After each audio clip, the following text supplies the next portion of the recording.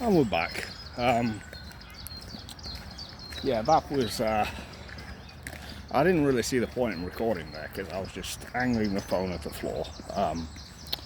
Had a huge mass of people to go through, and I've got to be honest.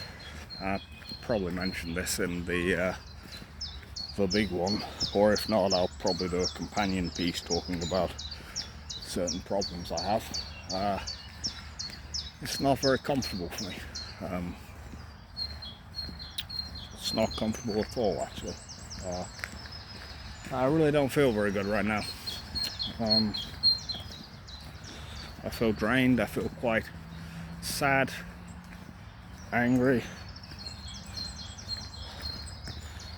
As I say, I'll probably do a specific companion piece talking about this stuff, but it's just not fun, man.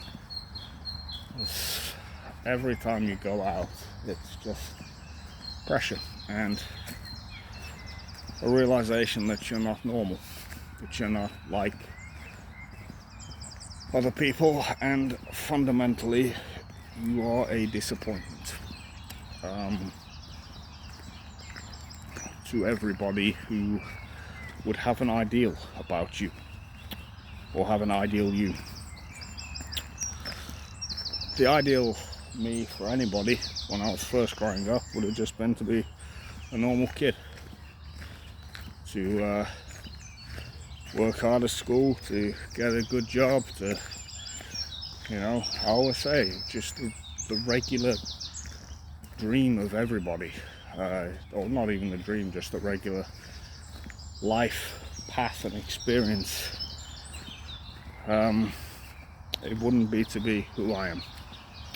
It wouldn't be to have ended up in the situations I've got myself into, of course. And this stuff, which again I don't want to go into today. I want today to be somewhat positive. But I do just want to say now, like, it's not fun at all being me. I would not wish this on anybody. And it's half the reason I don't go out a whole lot. And yeah, when I do, it's not fun. But whatever, let's move on from that. Sorry for that bout of negativity. I'm somewhat returning to normal now. So we're going to take the longer way around. I don't like going through the park particularly. Well, I've got a bouncy castle up. Christ. Well, I guess it is like summertime coming up on. I'm probably going to cut out of the park here and walk down the main road. Yeah. Like I say, this isn't fun. Ouch.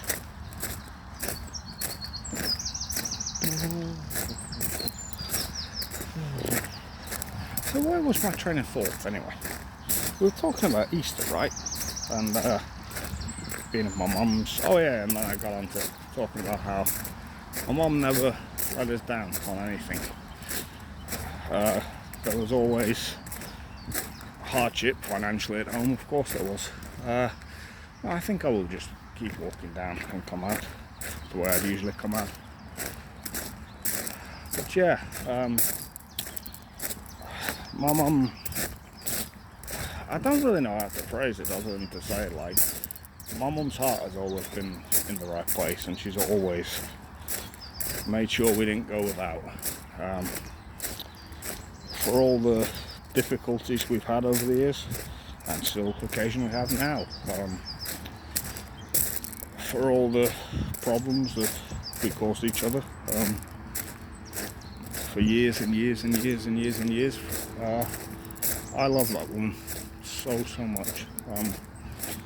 And as I've got older, I really have started to appreciate much more what my mum's been through in life, and the fact she still never gave up on me.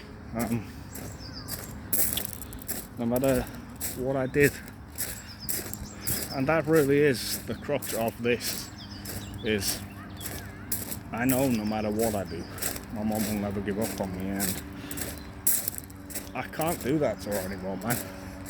I'm sorry, I feel like crying. I really cannot do that. I can't do that to anybody that I love anymore. My brother's got his own challenges and demons, I guess, to battle. My grandparents are 81 this year. My friends, one of them's just got a really decent job, and association with me would probably fuck that up for him. Yeah. It's not fun knowing that you really are not just the black sheep, but you are the stain on people. No matter how much happiness I can bring to them. This really has turned into a negative Nelly thing, but I don't want it to. When I'm talking about this isn't negative to me. This is like the one long-term positive that I've done in my life. I'm going to aim the camera down because, again, we're going on to the park area. We're near the exit though, so don't need to be aiming at the floor for long. Oh, they've got all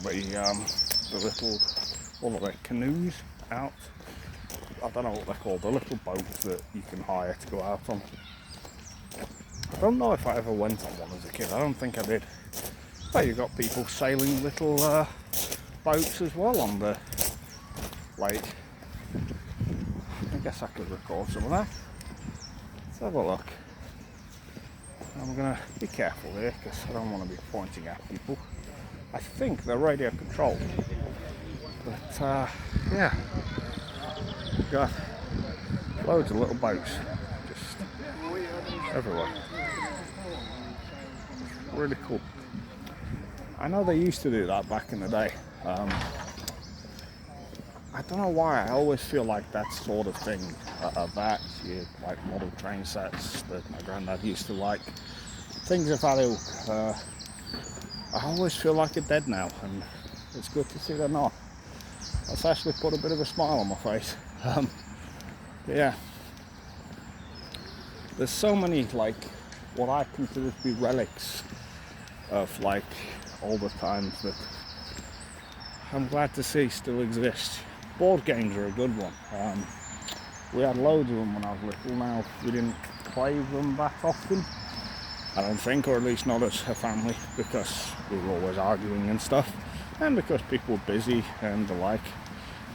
But still, it was good having them. I remember one thing I really remember is my nan and granddad used to have a box of like 200 board games that they used to break out every Christmas. May not even have just been at Christmases, it may have been pretty regularly. And you know, a lot of it was the generic drafts, backgammon, all that stuff. But it's still a really cool set, actually. Some of the ones I owned myself, I had a Pirates of the Caribbean themed Buccaneer game, which I think I only played properly once.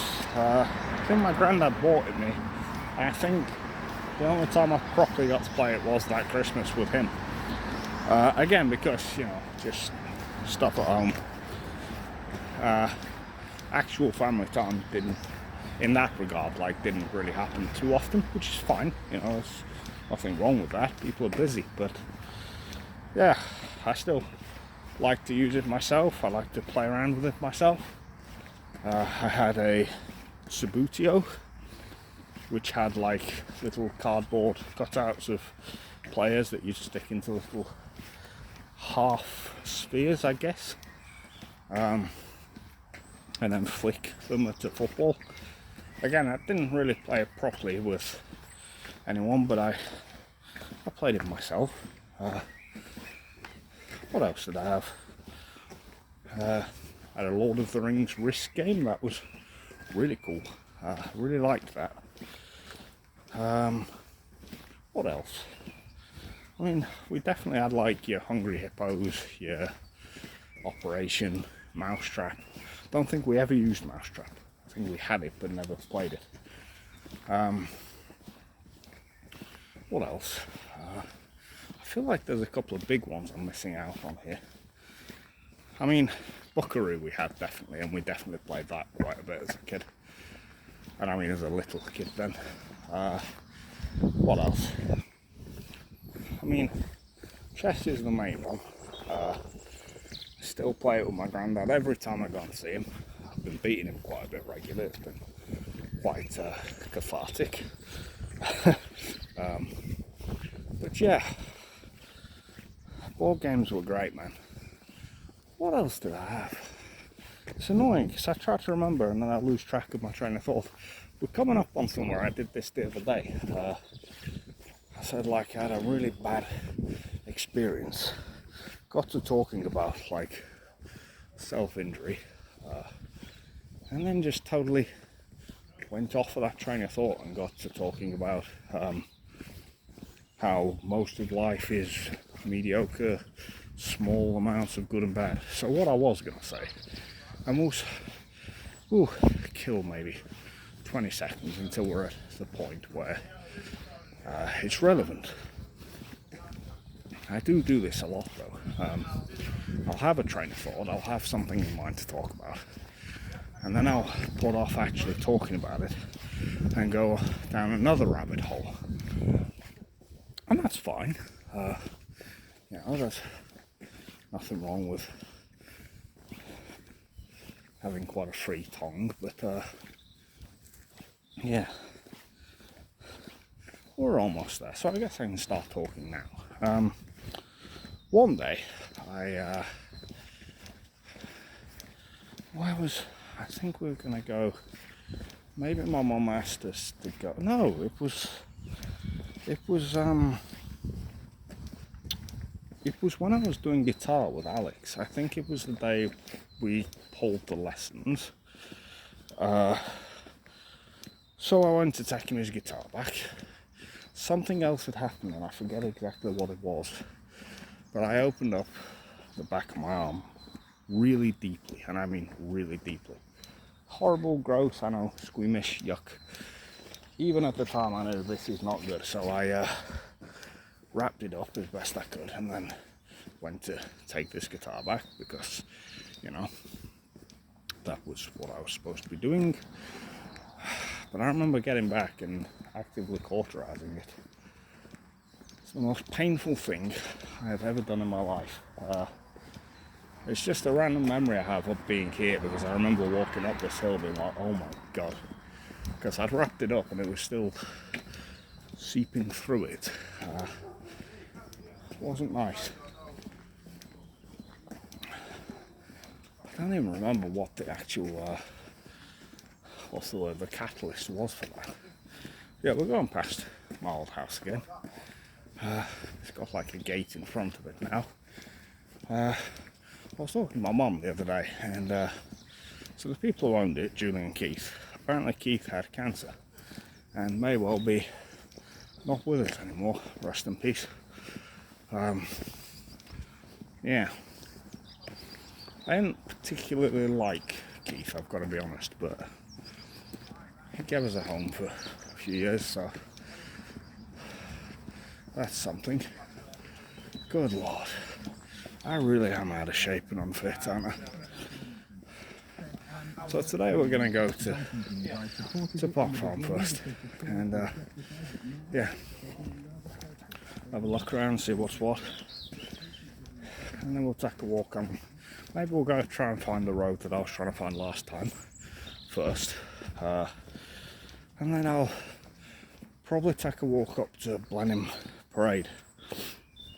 It will give me a chance to talk about a couple of the schools I went to in the area, my experiences with them, and also I might grab some chips while I'm there. Me and my granddad, the last couple of times I've been there now, I've been getting chips from there, and well, I'm a very prideful person. I always feel bad whenever anybody pays for anything for me.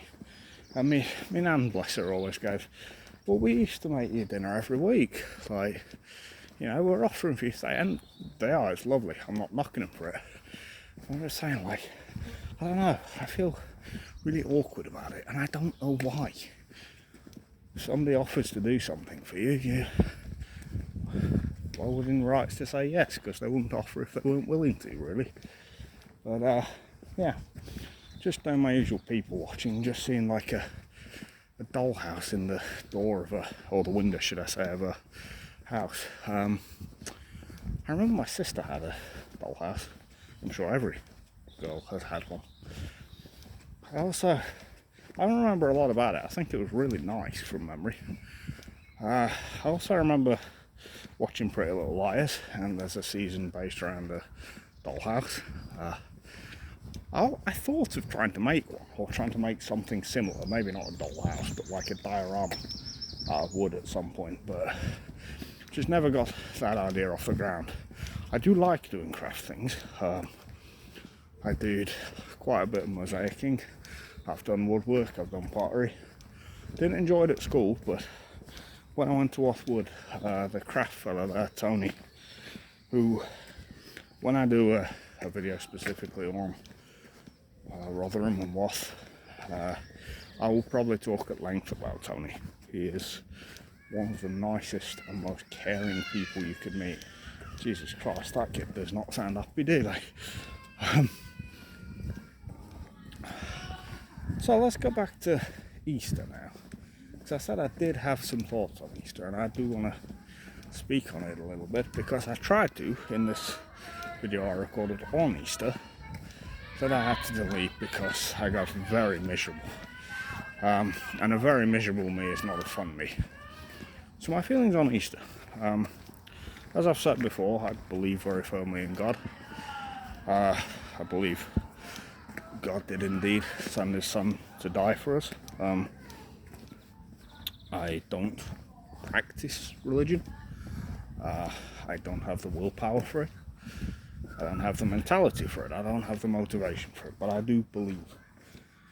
And Easter is the one day of the calendar year that I think really is sacred. It's the day Jesus rose from the dead, after all. The most brilliant of all miracles. And I don't know, there's just something about Easter that I don't like. All the pomp and ceremony around it from people. Just let's make it all about chocolate. Now, I like Easter eggs, of course I do. Took some to my mum and brother, they gave me some, my grandparents gave me one. So, you know, I like that, but I like chocolate. But I don't know, there was something about it. Like, so, for instance, like I said, I went to see my mum, had a great time. But I even commented on it at the time. I didn't say it horribly, because I'm not offended by this stuff. Because I'm well aware there's a 99.99999% chance it's bullshit. But obviously my mum is a very judgmental person. She doesn't like anybody that's not completely on the straight and narrow normal, in her view. And one of her favourite catchphrases is whenever you mention Angelina Jolie, and me and my brother have a good giggle about this. We think it's great. So it's just funny. It's like such a reaction. But hearing my mum refer to, it was either her or Lily James, as the Whore of Babylon on Easter Sunday was just, it's definitely a choice. It's definitely a choice. Now, we're at Park Farm. I don't know if I'm going to film here or not. I probably won't, to be honest. I don't know. I feel like I would if it was freezing cold and there was nobody there. So I'll tell you what we will do. We'll walk around the front and we'll try and gauge how busy it is. It doesn't actually look very busy from the side. Yeah. What I could do while we go through, if I do film though, is just talk about what used to be where, what's still there. Definitely going to go to my favourite store. If you've seen the previous ones, you'll know what that is already. And I'm going to do my old favourite ritual there of plucking out a movie or two to watch. I actually do want to grab the Resident Evil films today. They're not very good, but I've been on a real Resident Evil kick, and I wouldn't mind watching them back through. They were all on, I think, Sky, but Sky have taken them off now. I think the license is gone or whatever, and it's annoying. So I only got round to watching the first couple. I tried to start watching them all, and then I think then the arrest happened, and so for a few weeks after that, as I'm sure you can imagine, I was very much in shock, really, knowing what I was going to do. I think I spent a good 600 hours on Brotato. Now, not all of that time was post then, of course, but that should tell you just how in limbo I was, because Brotato is a very basic, simple game, something you don't need to think about. So we've got B&M. That used to be Wilkinson's. I just realised there's a lot of people there. I probably don't want to film. But yeah, what I may do is I may come to the end of here, then I may kill the recording, and I may just go and have a look around and then come and talk about what there is there. You got Boots. This used to be an Indian restaurant, and I think it still is. Yeah, it is. It's the Royal Raj. I knew a fella called Raj at Loftwood. He was a lunatic, man. He was a Muslim who wouldn't shut up about how great Jesus is. He didn't really understand. I do want to go and see if the Chinese are still up there as well. But I think what I'm going to do is I'm going to kill the recording now, and then we will resume afterwards.